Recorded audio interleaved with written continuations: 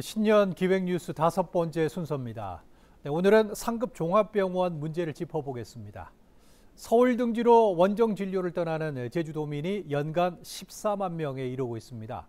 교통비, 숙박비를 제외하고도 진료비가 2천억 원에 이를 정도로 경제적으로 막대한 부담을 짊어지고 있습니다.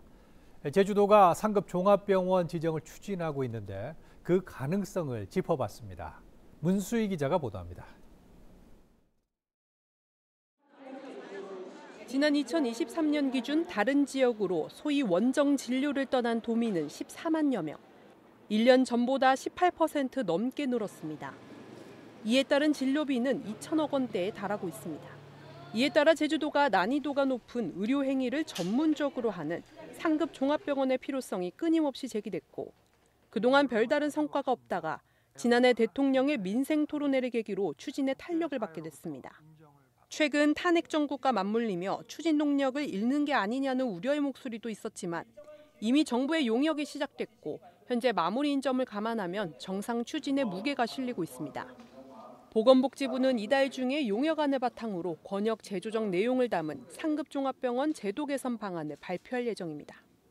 그동안 수도권 진료 권역에 속해 있던 제주도는 이번 권역 재조정에서 별도로 독립할 수 있을 것으로 조심스레 전망되고 있습니다. 제주도가 이제 수도권으로 이제 같이 분류된 게 95년도부터 이제 분류가 됐습니다. 그렇기 때문에 이번에 한번 이제 진료 권역 설정 문제는 심도 있게 좀 다루어서 재조정을 하려고 준비를 하고 있습니다. 제6기 상급 종합병원 지정은 오는 2027년에 이뤄지는 가운데 제주는 독립된 권역을 갖더라도 여러 과제를 해결해야 합니다. 상급 종합병원의 경우 암이나 심혈관 질환 등 중증 질환에 대한 수준 높은 의료 행위를 요구하는 만큼 조건이 만만치 않기 때문입니다.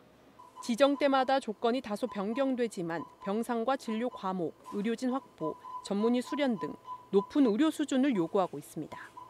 지난 5기 지정 때는 전문 진료 질병균 환자 비율과 단순 진료 질병균 환자 제한, 중환자실이나 의밥격리병실 병상 확보율이 기존보다 모두 강화된 바 있습니다.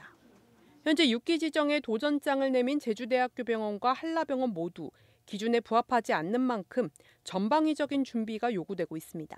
정부가 추진하고 있는 지역 완결형 의료 체계의 구축이 최우선적으로 돼야 되는 지역이 제주도가 아닌가 생각하고, 그런 면에서 상급종합병원 같은 최종 치료가 가능한 그런 역량을 신속히 갖춰야 되는 지역이라고 생각해서 필요하다고 생각합니다. 여기다 최근 복지부는 상급종합병원 구조전환을 추진하며 지역 완결형 의료체계 구축을 강조하고 있습니다. 종합병원부터 동네 병의원, 보건소까지 진료 협력이 가능해야 상급종합병원 지정도 의미가 있다고 보는 겁니다.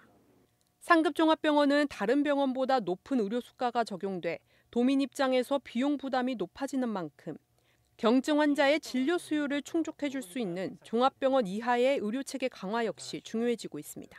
2차 병원도 그에 따른 준비를 해야 되거든요. 그에 따른 준비를 하게끔 도에서 또 의료계하고 같이 계속 논의하면서 발맞춰 나갈 계획입니다.